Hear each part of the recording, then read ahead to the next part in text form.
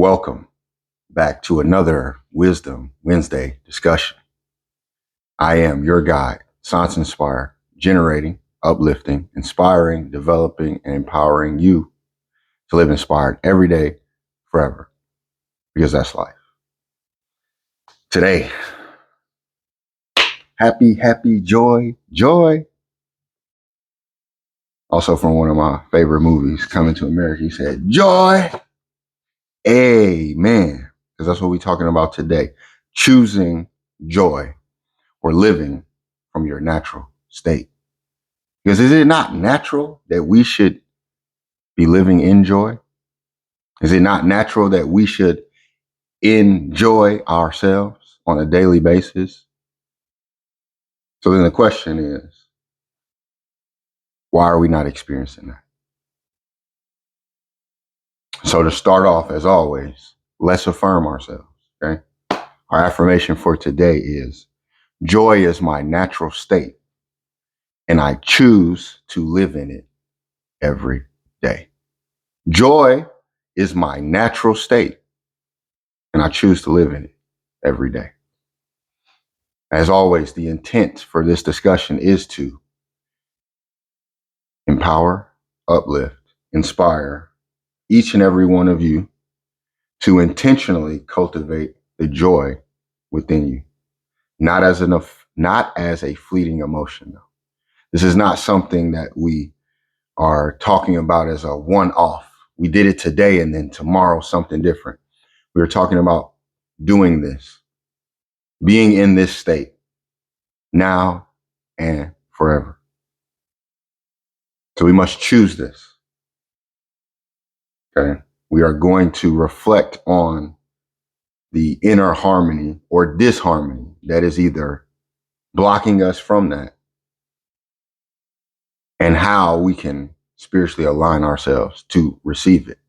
Because right now we may be receiving it here and there in small doses, but we're here to live inspired every day forever. Not just one day, not just for a few years, every day forever. And we understand that to get there, we must be inspired, which means that we never stop prospering. It requires effort daily. And so, first question that I have for you is, where does your joy begin? Where does your joy begin?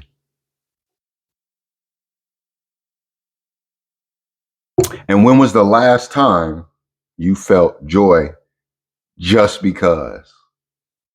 Not because of what happened, but because of who you are. Not because you received something from somebody or something, just because of you being.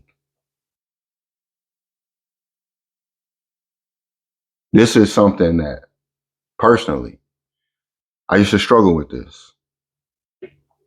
When I first heard about this concept of joy, I was in a happiness mindset and I didn't understand joy. Joy to me was just a name somebody had. Like, oh, no, I don't know Joy. I don't know who she is. And then that movie Inside Out came out. And Inside Out shows us the internal view from our emotions and how they control us or regulate our day-to-day actions. And in that movie, joy is at the controls. And I thought that was interesting because in my life, I, at that point in time, was being introduced to joy. I wasn't necessarily living in it. I was being introduced to this concept that you're not simply here just to be happy, but to live in joy and to enjoy. And so as I'm watching that movie, and before that movie comes out, I'm being introduced to the concept of joy. And then I go to see Inside Out, and now there is joy at the helm, in control of all the emotions. And when joy was in control, it regulated anger, fear, sadness. When joy was not in control, anger was out of control. All those other emotions were out of control. And it got me thinking, what is the role of joy in my life? And I had to reflect on, who's at the controls in my life right now? Because at that point in time, it was not joy. But it seemed that every other emotion had its time. There was a time where anger was in control, sadness was in control, fear was in control, anxiety, uncertainty, doubt. Yet when I thought about joy, I couldn't really think of a time where it was just because, where I was just in joy just because of who I was. Now I can see times where I may have experienced joy because I received a raise, or it's my birthday, or a holiday, or something like that. It was somewhat tied to what someone did for me or what time of year it was. It wasn't just because. And I wanted to develop that understanding of joy and to begin to cultivate a relationship with joy.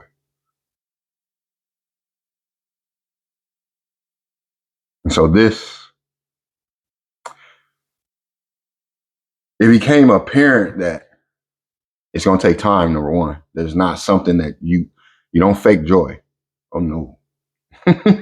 You don't fake joy. We can fake happiness, but you don't fake joy. And joy is not something you chase.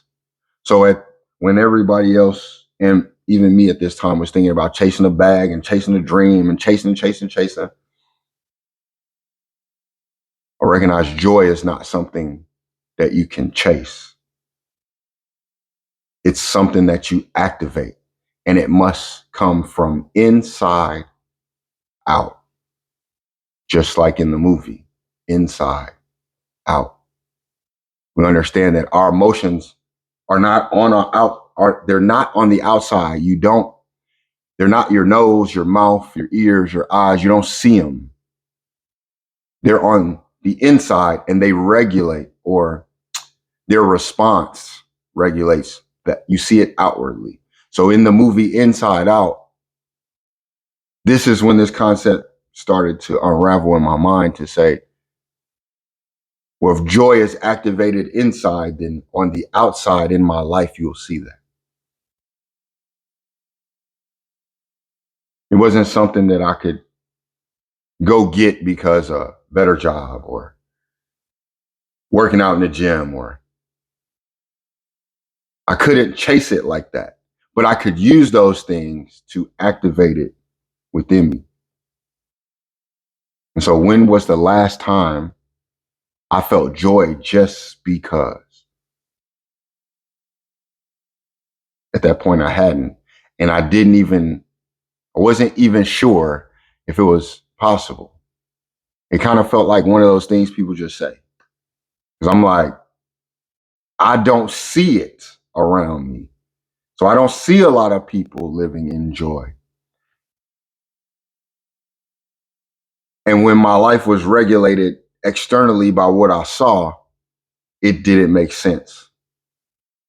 Because again, it's an internal discovery or an activation.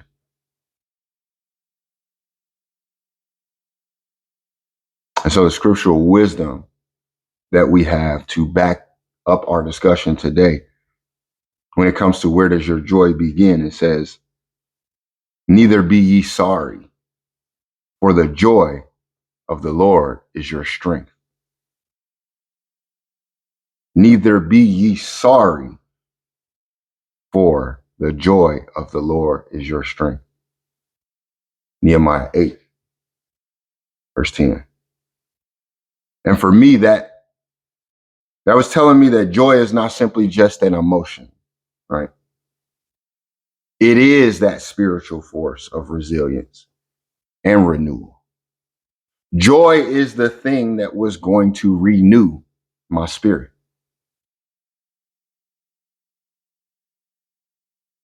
Once it became activated within me. And so there were certain things that when I thought about it, I was like, that actually does bring me joy. Something simple as dancing. Like I love music. I absolutely love music. Not just a genre, music. When I was younger, I used to listen to a lot of classical music, symphonies. Fur Elise was one of my favorite. But it was like Mozart, Bach, uh, Beethoven. He's fleeting right now. It'll come to me. But these were, classical musicians that I listened to. And then that evolved into dabbled in the jazz and the blues, because this is what I grew up on. There was gospel. Eventually, surrounding myself with hip hop, because for me, that encompassed all music. You could sample anything you wanted and then create a hip hop track based off of that. But it was music that began to bring me joy. And I started to see where when the music came on, I wanted to move. But because of my mindset at that time, being outward facing and my surroundings, I withheld that. So I didn't necessarily allow myself to move to the music. I was just didn't want to dance. And that was blocking my joy. And we'll talk about more of that later. But a quote from Richard Wagner says that joy is not in things, it is in us. So it's not in those things that we do, it is in us. So it's a natural state, not a destination to reach. So not being in joy, I was not being in my natural state. I was not my natural self. And that was something I felt that. Now I could believe that I wasn't in my natural state. That's how I felt. It was like something is missing. Like I'm not fully there yet. Maybe I didn't understand something, but I could see where when I heard that joy is a natural state and I wasn't naturally in joy, okay, now that's something that I can grasp. So a quote from Leo Tolstoy says, if you want to be happy, be. Be. Shakespeare says, to be or not to be, that is the question. Yet when I hear this and it says, if you want to be happy, be. So to be or not to be happy or to be in joy or not to be in joy, that is the question that we must ask ourselves. Am I to be in joy? Am I not to be in joy? Am I in joy or am I not in joy? Because if it's a natural state for us, then we are either in it or not in it. And that is a question that we must ask ourselves. Because joy starts with that decision to return to our true self, our true nature. Babies are not angry. They're actually pretty happy. So to be born as a baby, we experience natural joy. When does it go away is the question that I had. If joy is my natural state, then what happened to it? What happened to my natural state then?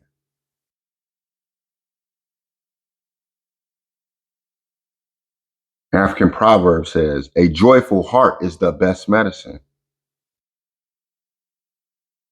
And so what I want to ask you is, what medicine does your joy bring to yourself?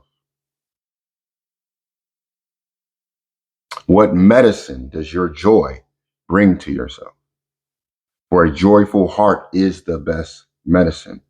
Joy heals and renews. And if we reflect on our innate resilience and connection to divine, then we see, or we don't see, where we lack that joy, which blocks or stops or hinders our renewal. So the question for me then is, that I look for every day is, am I in joy or not in joy?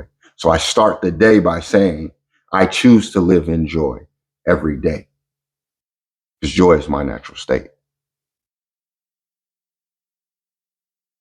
So when I'm thinking about the healing and the renewal, and I'm looking at myself where I'm at now, as I've been healing and been renewed, this is not something that just happens and then you're done. I don't believe that. It's like, oh, I'm healed, I'm saved, it's over. No, it's continuous. You keep healing. This is not something that just you do, especially if it's like we don't even know when the trauma started. So how do you know exactly what you're healing? It's a process, and our life becomes that, and we become renewed. So when I was stuck and I was not feeling renewed, it's because my natural state was blocked and I was not in joy. These things help me simplify my life, not complicate it. Because before it was complicated. Before I had all these problems and not enough solutions. When you boil it down to just your natural state should be in joy. And if you're not in that today or at this moment, we need to figure out what is hindering that, what is in the way, because we should all naturally be in joy.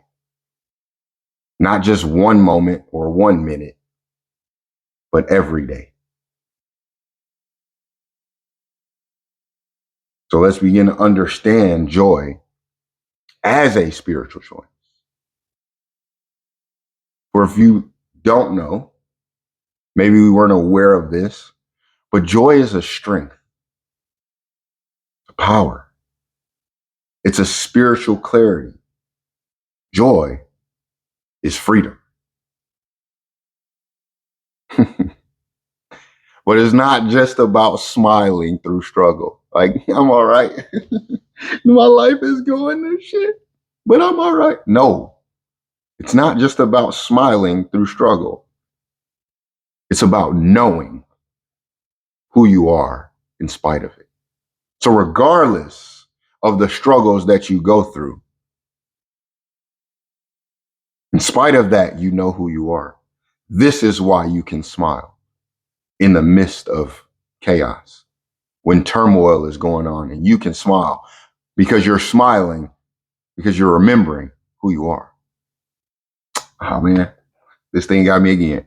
But I remember who I am. I'm somebody that overcomes. I'm somebody that perseveres. I'm someone that pushes through. So I smile because I remind myself, oh yeah, it's not going to get me down. So when we forget that, it's when we forget that we get in trouble. Because it's not just Science that, oh, Science is the only one. No, this is for all of us. I've just developed and understand for myself that I know what to do when I'm faced with certain emotions.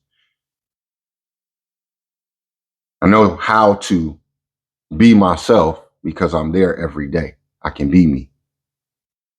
I go to neutral easy, like Pac said. This took a lot of work though.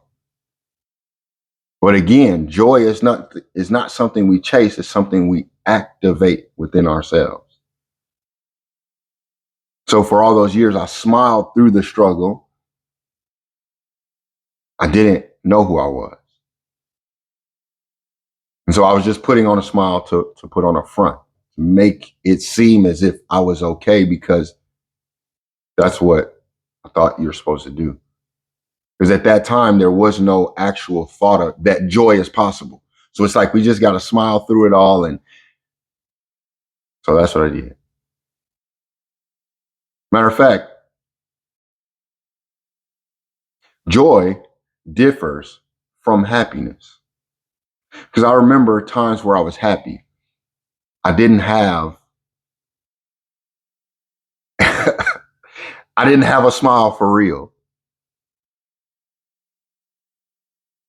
You just do like this, say cheese. Mm, mm. Like that's showing your teeth, right? But when you're in joy, you smile for real. And it wasn't until that I started experiencing this that I knew the difference between my real smile and the unauthentic one when I was trying to smile through struggle. Again, that unauthentic smile for me just showed my teeth. Cheese. A real smile comes from my eyes. So it came from my spirit. It's not something that you fake. It isn't even something that you're always in control of. There are times where I might be in the gym and I just start smiling out of nowhere, just thinking of something, getting through struggle. I may trip and stumble, and now I'm smiling at myself, because for me, that's what it means to be in joy. And it differs from happiness because my happiness was often circumstantial. It depended on certain things, the time of day, who I was around. But because joy is cultivated from the soul, even when the storm is there, joy don't go away. Happiness might go away because it's like, but joy remains even when the storms arise. Because remember, it's your natural state. So why would it necessarily go away? This is why I'm saying it's not something that we chase. It's activated. So because it doesn't go away, your natural state was deactivated, but you can activate it again. It comes from your soul. It's internal. Though now ye see him not, yet believing ye rejoice with joy unspeakable and full of glory. Though now you see him not, yet believing ye rejoice with joy. Ye rejoice with joy unspeakable and full of glory. Ye rejoice with joy unspeakable and full of glory. If it's unspeakable, you don't need to say anything. You'll see it. You'll feel it. And it's also unspeakable because when you're full of glory, what is there to be said? See, we speak about our happiness. How many times do we speak about joy? Joy is that thing that is natural. It's you. You've seen people enjoy before. They look quirky and goofy and silly, and it's like, what? And you hear when they talk, they say, I'm just living in joy. To live in joy, you're not worried about everything else. Maybe even those problems don't exist. For me to live in joy looks like you're dancing in a burning down building. Everything around you is burned down. You're just dancing. Mm-hmm. Because you're in that joy. And you understand that these things around you may be circumstantial. But when you're in your natural state and you're renewed, full of spirit, full of glory, you become an anomaly. People wonder about you. It looks weird. It should. It should look weird for somebody to be in their natural state to be themselves, to be full of glory, while everybody else is full of misery, not in their natural state, deactivating their joy. Of course, it's going to look weird. For it would look weird if the opposite were true. If we were all full of joy and you were the miserable one, we'd say, what's wrong with that person? You see them? They look weird. Yeah. So now when you're in that joy, you look weird. So just as it says in 1 Peter chapter 1, verse 8, though now ye see him not, yet believing, ye rejoice with joy unspeakable and full of glory. Because even when circumstances don't align, your spirit can still celebrate. Even when the circumstances don't align, your spirit can still celebrate. We have more to celebrate and rejoice about than we do to be miserable, to allow to destroy us or deter us from things.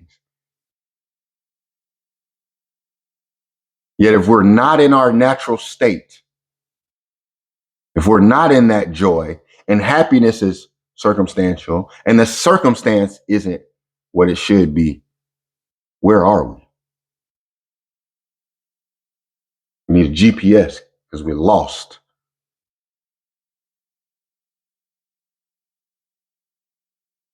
Misery loves company unless joy is around. For with every breath, I plant seeds of devotion. I am a farmer of the heart. I'll say that again. With every breath, I plant seeds of devotion. I am a farmer of the heart. This is Rumi. I like Rumi is one of my favorite, like all time poets. But what they're saying there is, if you are planting those seeds, because you are the farmer of your life, you are the farmer of your heart, then joy is planted and grown from internal, intentional devotion. So make the intent. I don't think we always make the intent.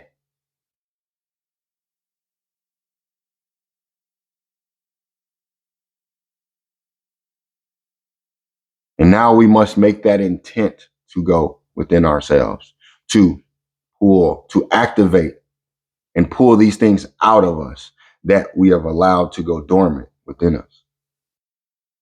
For in the Tao Te Ching, chapter 29, it says, the master sees things as they are without trying to control them. She lets them go their own way and resides at the center of the circle.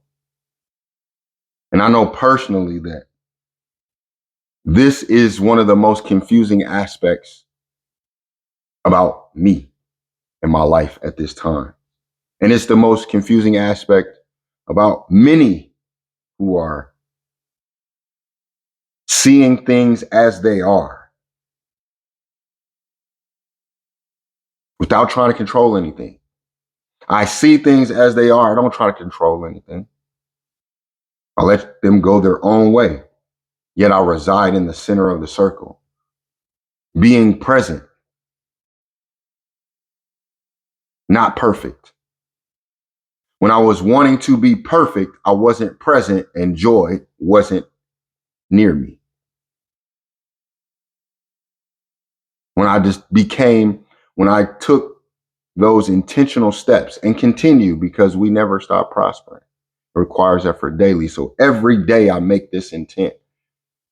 Some days you might miss it. Because again, we're not trying to be perfect. So it's not about, okay, every single day for 30 days, I did this and I'm tracking it. No, you are making the intent every day. So if you miss the day, it's okay. But there's a difference from making the intent every day and then not having any intention at all. For just the intent alone, we'll get there. That's why we don't worry about trying to be perfect now. It's being present. What got in my way that day? When we are present, these are the type of questions that we begin to ask ourselves. These are the type of things that we look for, because I'm being intentful each day to do something. So if it didn't happen, then I need to see what happened, what got in the way. These observations are what empower me to know, okay, I got to avoid this or move around that until I'm able to have more strength in that situation. So for instance, if alcohol was my distraction, then I need to move away from that until I'm strong enough. Now, if I'm around alcohol, it's not a distraction, so I don't worry about it. But at a time, it was a distraction. Couldn't be around it. Wanted to give it to me. Yep. So I had to remove myself from those situations so that I can empower myself. So that when I'm around it, now it's a choice. If I want to, I will. If I don't, I won't. Before, it wasn't a choice that I could make. Wasn't strong enough to make that choice. It was something that was, if it was there, it was circumstantial. If I was near it, it was going to happen.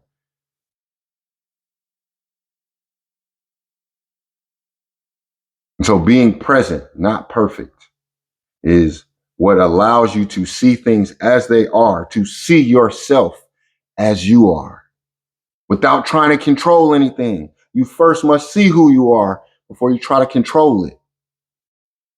And then let it happen. Let yourself grow. Let it go by staying in the center.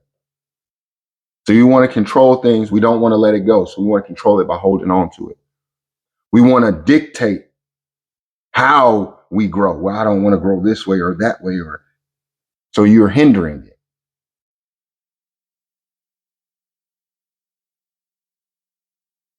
Because again, if something is prescribed by God for you to go through so that you can get to your next level, and you determine, I don't want to go through that because we have free will, you're blocking. And there's a lot that we block because of our misunderstanding, because we're not necessarily in that joy. So we're not guided by that spirit.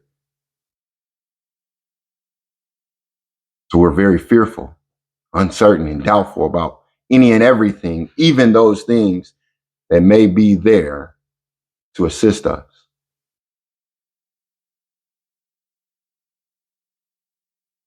Joy is what allows you to see, release control, and stay in the center. Because joy is strength. Joy is clarity. Joy is freedom. So if I am strong, if I'm clear, and if I am free, I don't need to control anyway. What's there to control? I'm strong in my life, in my position, in my beliefs. I'm clear on what I need to do, what I'm here for, my passion, my purpose, and I'm free. So I've released myself from the bondage associated with those things that were prescribed by man, by society. So I don't need to necessarily do those things. Now I can free myself from the workplace and become an entrepreneur, because that's what I wanted to do. But before, I wasn't strong enough to do it. I wasn't clear on what I needed to do, and I wasn't free. So I stayed in that same position. I rejected those things that were coming to assist me. And I'm going to just say this. If you reject them, that's fine. That's fine.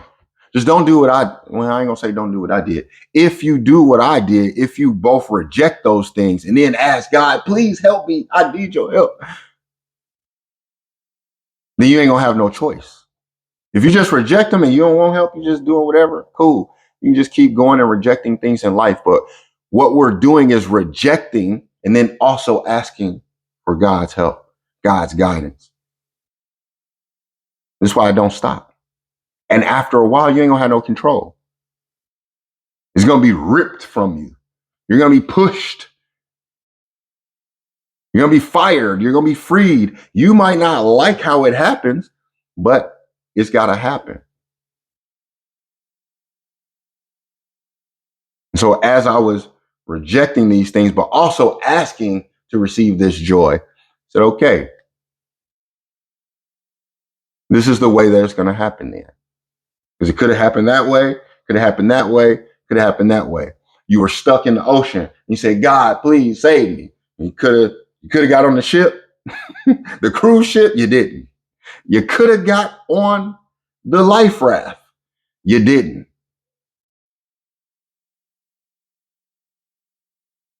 So now, the next thing that comes along, you might not be able to choose what happens. It might be you passing out in the water. And then next you know, you woke up in the hospital. How did I get here? You passed out in the water. We came by. Now you've been put in a position where you can't reject. For me, it was, we will forcibly remove you out of a situation here. Since you cannot remove yourself, we will forcibly remove you.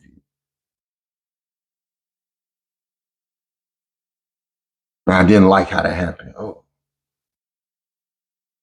But that's what got me to move closer to my joy, or there were things blocking it. And I was one of those things through my decisions, through my actions. I did not know this. And this is from the Upanishad. It says, the self is bliss. From bliss, all things are born. By bliss, when born, they live. Into bliss, they enter at their death. The self is bliss. I didn't know that. I didn't embrace that. For me, the self was the problem, the issue. When the problem or the issue was that I did not see the self as bliss. I did not understand nor embrace that from bliss all things are born. Because life is so tumultuous and death happens, and it seems like there are bad things that happen to good people, and my circumstances are different than this person's over there. So I didn't think that there was bliss when you're born, nor did I think from bliss that we all come, because it don't feel like we're all equal. Yeah, what I didn't know at that time was I was allowing my external circumstances. I was of the world at that time, because that thinking made me believe that what I'm physically experiencing somehow equates to my existence. What do I mean? When it says from bliss, all things are born, because in my physical existence, I didn't experience quote unquote bliss, then that made me believe that how could all things be born from bliss if this is what we're experiencing? It does not mean that you're not born from bliss just because you may experience pain. That is what you came from. That is the natural state from which you shall return to. So the issue is that we're not seeing that in our lives. We are so of the world, we forgot to be in it. When we're in the world, we can see all the things of the world. We don't allow them to affect us as much as they have, or to control our lives. We understand that, okay, I came from this, even though I may be experiencing this, that is not a determining factor of who I am. That does not or should not dictate who I am. So, yep, I grew up in the hood, grew up in the ghetto, was poor. That doesn't mean that that's where I come from spiritually. That doesn't mean that's who I am spiritually. Yeah, because I was of the world, I embraced that because my physical circumstances. You don't see spirit. This is the reminder. We don't see spirit.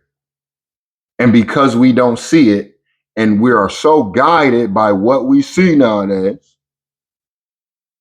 that's what causes the problem. When we are present, you feel it. It's that reminder. This is where the joy comes from. Because again, we're not smiling through struggle. It's about knowing who we are in spite of it. So this is how joy can come up in that moment of turmoil or in circumstances that don't look like you should be joyous. You living out on the streets, you homeless. You ain't got nothing to your name, yet that person is living in joy. Everything was just taken away from you, and yet you're still finding joy.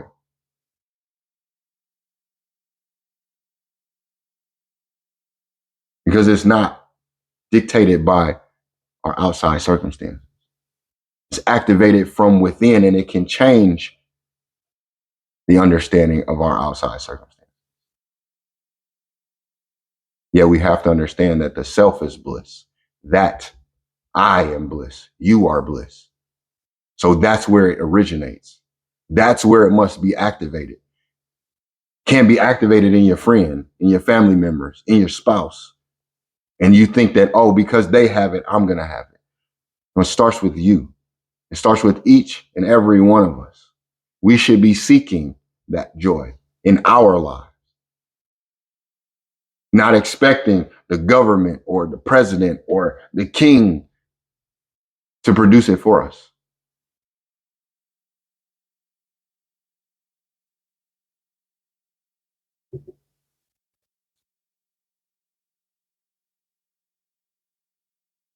So let's reflect.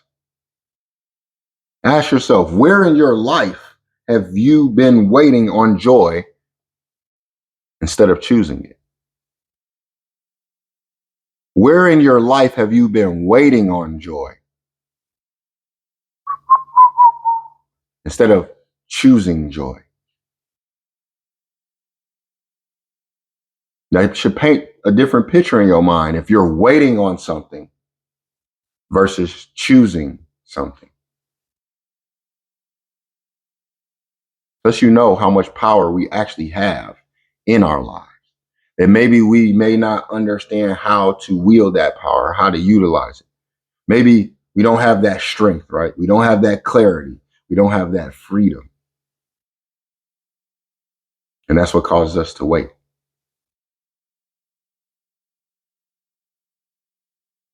That you can choose this. So where in your life have you been waiting instead of choosing? For joy is a practice. And so we're going to get into that time of our discussion where we're going to develop our practice that activates joy daily. So it is something that we can multiply when we choose it consistently. When we are telling ourselves every day that joy is my natural state and I choose to live in it every day, we can multiply that. So it's today, tomorrow, the next day, a week, a month, 3 years, 5 years. It'll multiply when chosen consistently. So have we been choosing to live in that natural state? Because if we choose it, it will multiply. So if we're not multiplying, if we are not being fruitful, are we in joy? That's something that we should reflect on. Today, was I in joy today? Was I fruitful today? Because if when I'm in joy and when I choose that, it should multiply. And we were told to be fruitful. And how can we be that? Through joy. So I told you earlier that I love music. And when the music would come on, I would always get the feeling like when I was a kid, I loved to dance. Then I got older and I don't know, maybe a traumatic experience at an 8th grade dance or something. I don't know. And I'm saying that because I remember there was a time where we was kids, we had fun dancing, and then all of a sudden pressure was applied.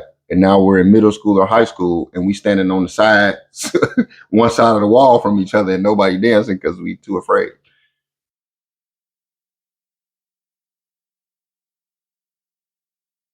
Yet that's what it was for me. For me, that's what it was. I began as a practice to dance. Not like I didn't go take lessons or anything like that. When I'm by myself or in my own home or whatever, I would dance when the music came on. That was very freeing for me. It's not anything elegant. It's just like a two-step or a Casper slide or whatever, just hearing the music and allowing my body to move because it's weird when we hear music and we block ourselves. We don't allow ourselves to move because we're worried about if this person is going to laugh or if this person is going to say, so we are blocking our joy. When the body moves from the melodies that we hear, that is a joyous occasion. When have you ever seen anybody angry dancing? You at a concert and you see that one person, there's always that one person that don't care. And they're usually older sometimes, but it's that older person that's out there on the dance floor, don't give a damn what you think. We admire that person. 9 times out of 10, we got to get too inebriated to get to that point. But if it's our natural state, we shouldn't need anything to get there. It should just music on, dance. So things that you can practice to activate your joy daily. Dance, sing, pray, laugh, create. When I think back on myself, these were the things that I weren't doing. Well, I'm not really a great singer, but that don't matter. Who cares? Sing in the shower, sing in the car, sing whenever. We ain't talking about going on American Idol or anything. We're talking about not blocking our throat chakra, not blocking our expression. I mean, damn, we afraid of everything. We too afraid to do this, too afraid to say that, too afraid to be. So the question is, who are we then?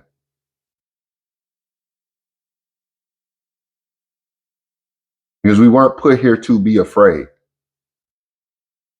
Yet these things are what block us because we're too worried, looking over our shoulders. What do they think? What does this person think? What would they say if they saw me doing this? What would you say if you saw yourself blocking yourself from your happiness, from your joy, when you look back and it was you that didn't want to dance, that didn't want to sing, that was afraid to laugh, to create, to pray? You're so worried about what they will think, but what will your younger self think of you?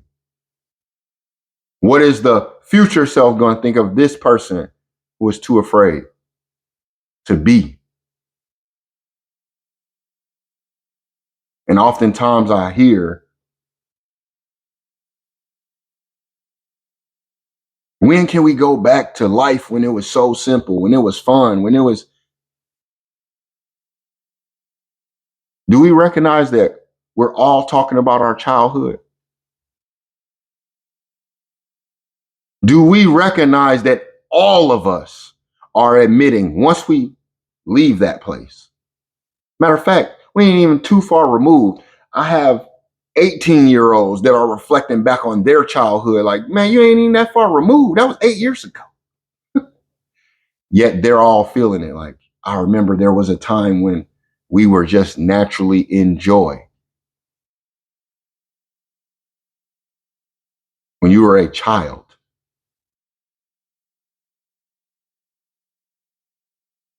when you could just be. The funny thing is, that is life.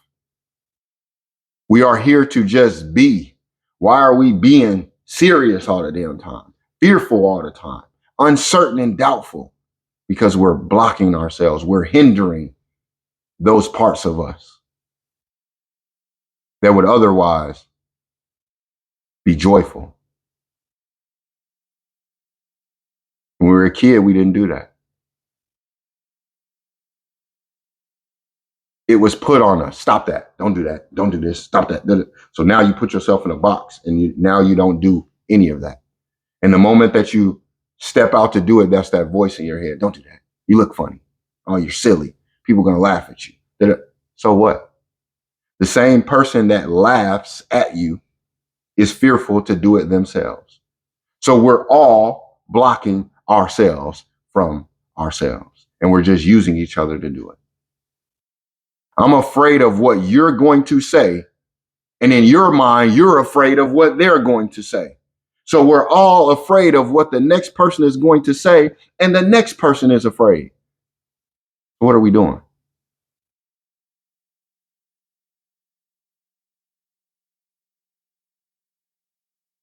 Dance. Next time you hear some music, dance. Move your shoulders, move your hips. I don't care what they say. Because now you know where I dance? In the gym, in front of people. I don't care. I'm in the gym literally working out. There's music on. I start dancing. What you gonna do? You gonna laugh? Great, laugh. I'm gonna laugh right back with you. I'm gonna smile right back at you. Because what is funny? You're actually seeing what happens is we see those people and we're living vicariously through them, and you ain't got to live vicariously through nobody. We say, man, look, I don't know how you enjoy. I wish I could. What you wishing for? You can activate this today. But then you'll say, I don't know. I can't. I don't know. Not me. When you hear how you speak about yourself, you're going to know very soon it ain't nobody else. They have attributed to that, but it is us who continues it. We are the ones that's going to make sure it continues. We are the one that is afraid to look in the mirror, or we look in the mirror and don't embrace what we see.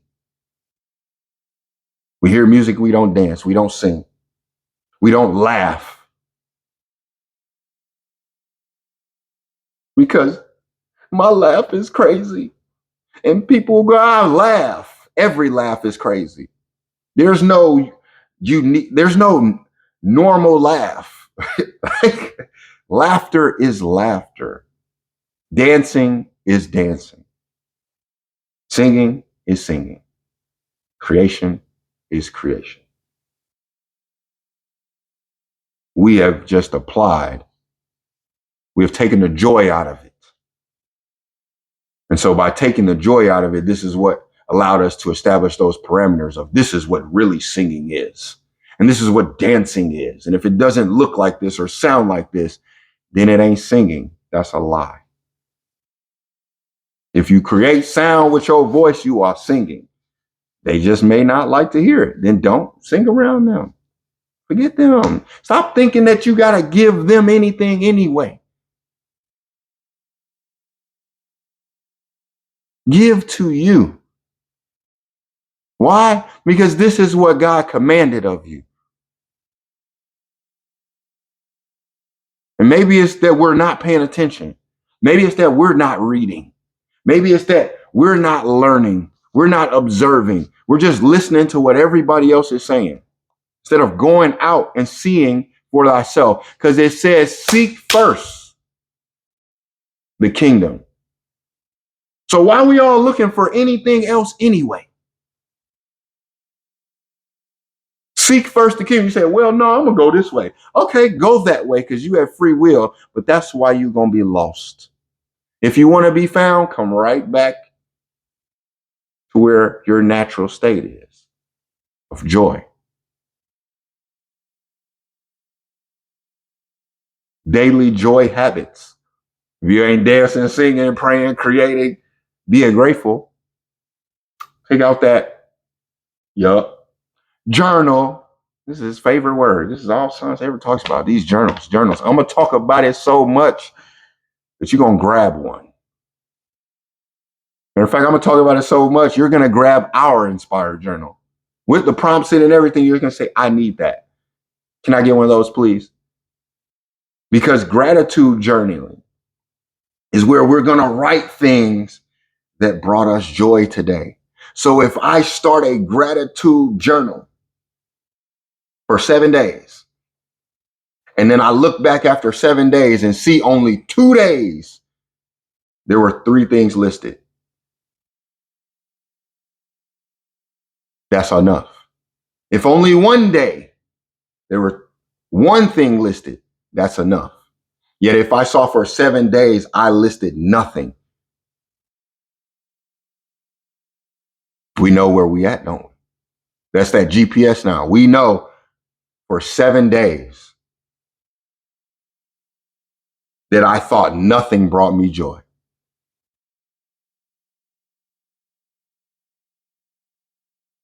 I would be telling you right now, especially if we're working together, I'm gonna say, after them 7 days and I saw you came back with a blank piece of paper, I'll say, you like lying to yourself?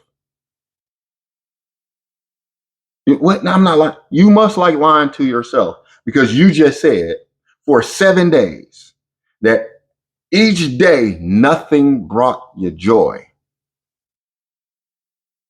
I don't believe it. Let's review those days because maybe you didn't see it. Maybe you were waiting on it and didn't choose it.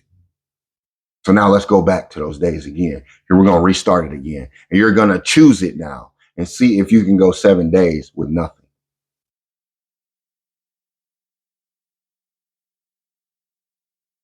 See, we can identify where we are.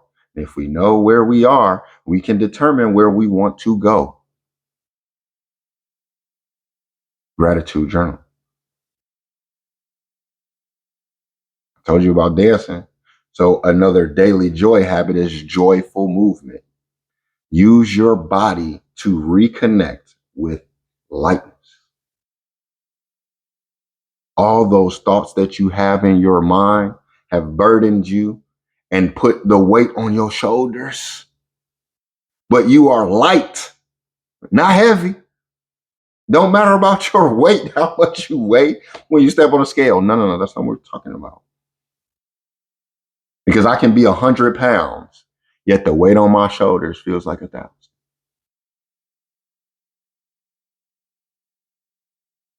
Use your body to reconnect. You see how we keep saying natural state, reconnect, activate? It's because these things are a part of you. They're not something you got to go to the store and buy. They're not something you got to chase. There's not something that you got to hope somebody can bring to you. These are things that you can reconnect to, tap back in, activate, turn it back on. Be in your natural state means go back to who we are intrinsically. Just like we want our food to be natural and organic, why are you allowing yourself to be a GMO out here? You were born from a natural state, and an organic way of being is joy. So if we ain't in our natural state of joy, we are GMO in our own life. We are causing problems for real. And now what we consume is going to destroy us. We can get back to that. We're going to gratitude journal. We're going to start that joyful movement. Boom, boom, boom. Whatever it is, I like salsa. And so I'm looking for salsa classes, merengue, bachata, because that's a full movement of the body. I like cultural dancing. I like line dancing. I like two-stepping. Why? Because that's what you move the body. And when have you ever seen people in a line dance that was angry? You see how joyous that occasion is? Everybody want to do that. As soon as the song come on, everybody's running to the floor. You're in that joy because you're moving your body and reconnecting, remembering. So our third thing that we can do on a daily is what we start each of our discussions with. That affirmation, that mantra to live inspired every day forever. To never stop prospering, it requires effort daily. These are mantras that you're given. And so begin to affirm yourself every day. Create a mantra, something that is going to empower you. If you don't have one and you would like to use joy as my natural state, and I choose to live in it every day, boom, you got one right there. And begin to affirm your life, which means to speak life over your day before it even begins. We be speaking death over our day. Soon as we wake up, this day sucks. It's Monday. Damn. How? There is no way that every Monday in existence is just going to be bad. Like, why did we just do that to Monday? What did Monday do to you? We have just cursed our day before it even began. Here it is again. Oh, God. Speak life over your day. Empower your day. Uplift yourself. You may not see that how much the words you say either add to or take away from your day, which means it takes away from your week, which means it takes away from your month, which means it takes away from your year. And if you continue that, this is why it's been years. It's been so long since I've been in my natural state. I've lost sight of things. I've lost my way. The beauty about being lost is you can always be found.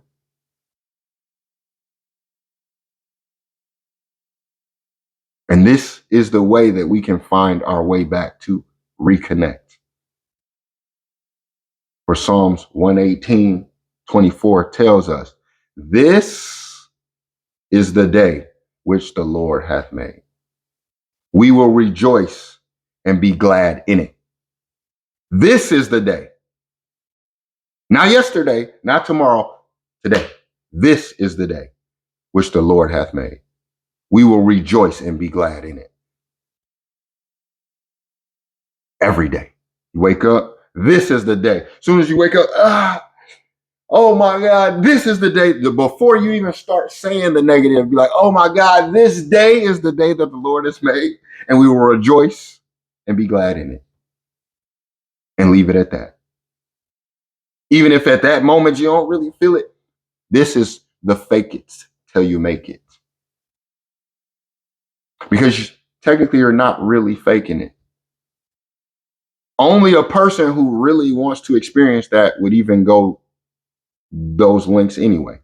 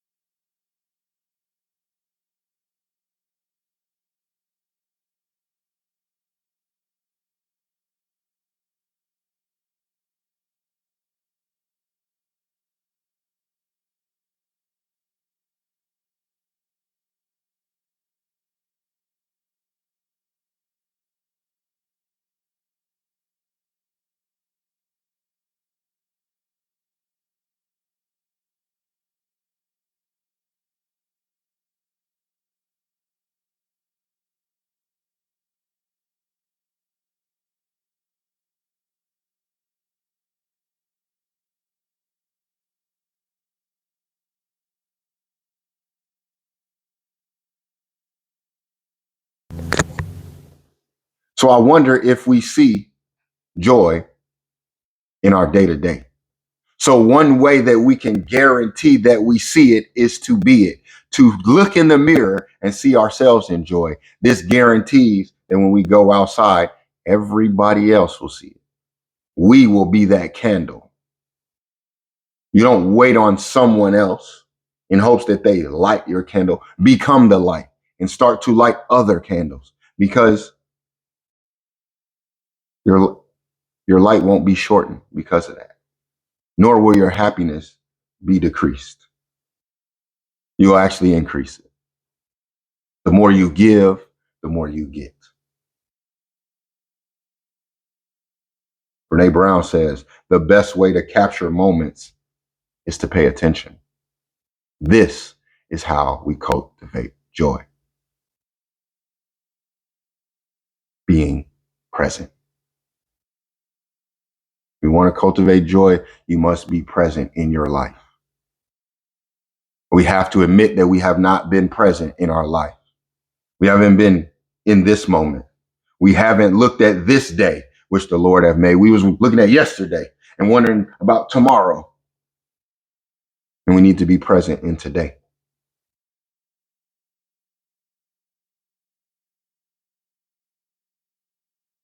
What daily ritual brings you joy, and how can you make it sacred? Good question. What daily ritual brings you joy, and how can you make it sacred? And I don't want to pass up this Lakota saying. So there's a saying by Lakota tribe that says, the soul would have no music if the heart had no joy. And this goes with our practices that activate joy. The soul would have no music if the heart had no joy.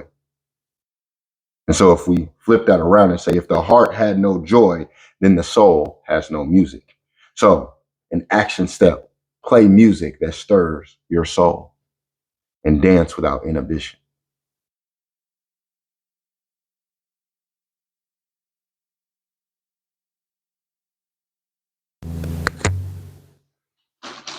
One second.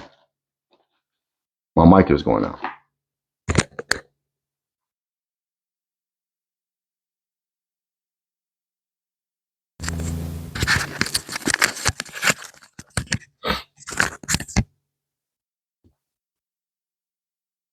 I check. Okay.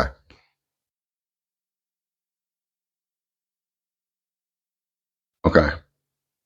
So play music that stirs your soul and dance without inhibition. Let's stop doing things that don't move our soul. That could be the one declaration that we put in our lives for ourselves. I declare that from this day forward, if it don't motivate, if it doesn't move my soul, I don't even want to do it. Is if this is where joy comes from, if this is where we attach and associate to God, to the higher power, to our higher self, then I don't want to do anything that doesn't move my soul. And it was doing those things that didn't move my soul that caused these problems in the first place.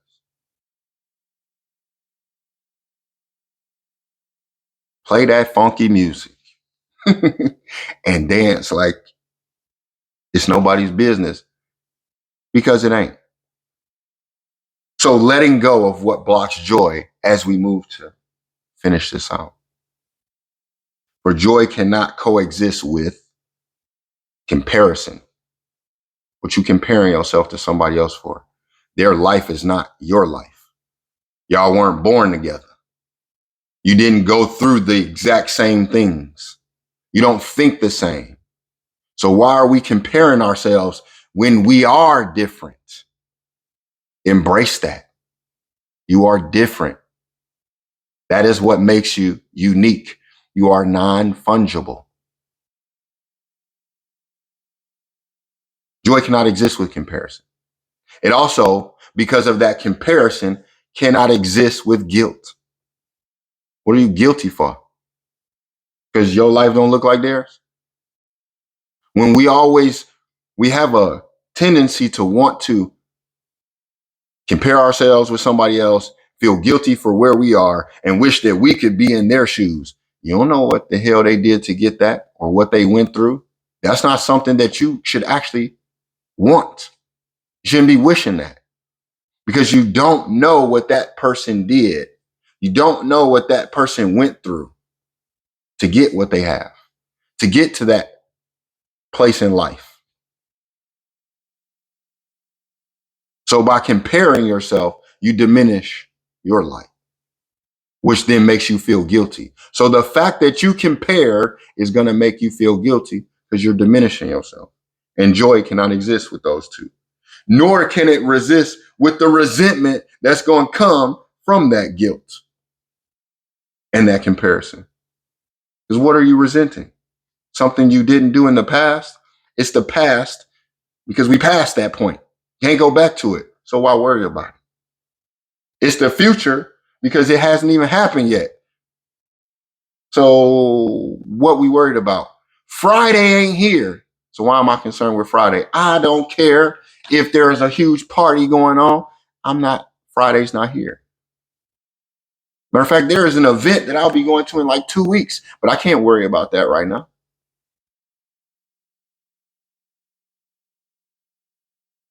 And sometimes when we hear that, what's coming to my mind is, so then you don't plan for things in the future? That's not what we're talking about.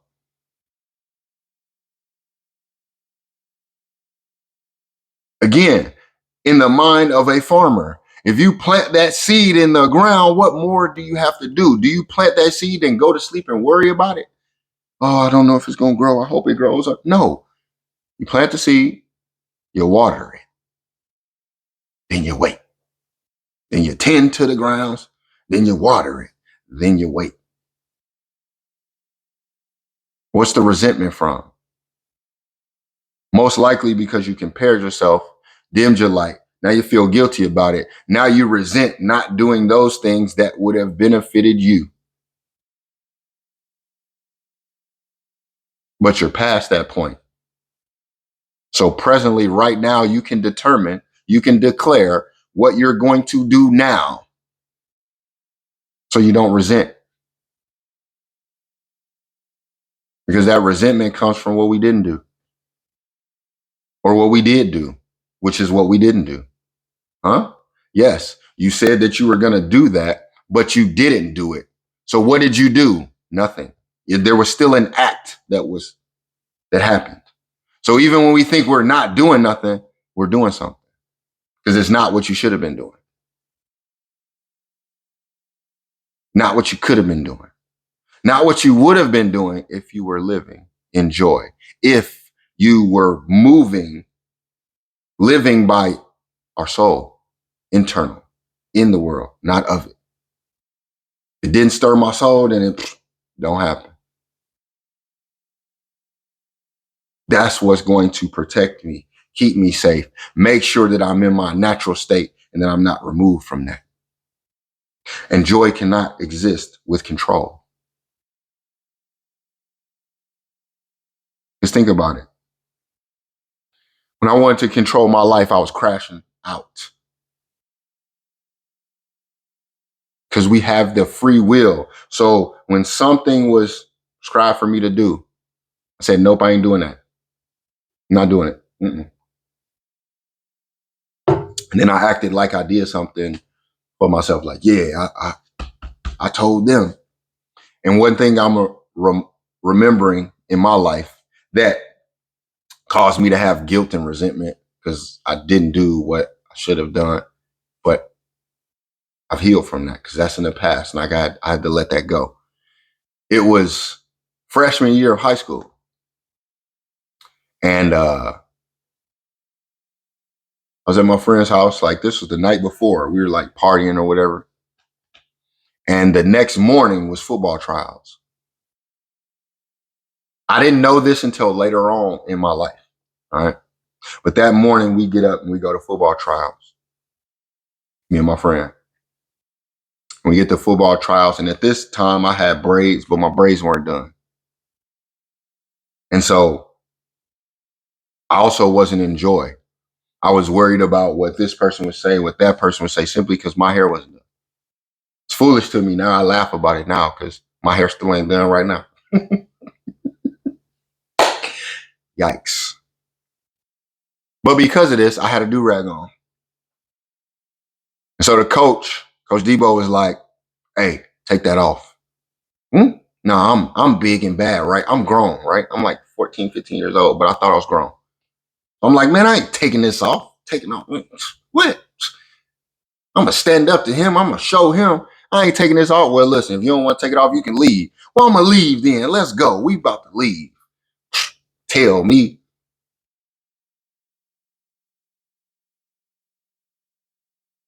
Later on in life, I look back at that moment because when I was a senior in high school, went to another school, I had a coach ask me, why you didn't come out and play any other years? Like, man, I could have really worked with you. Like, you're very talented, just naturally. But I only got this 1 year with you. Like, why you didn't? And I had to reflect back on that moment. So I was a knucklehead. Thought I knew it all. I was grown. Then I get to my senior year and it's the last chance. So now I'm like, well, whatever. I'm just going to do anything. Then I find out I was talented. Where that resentment go?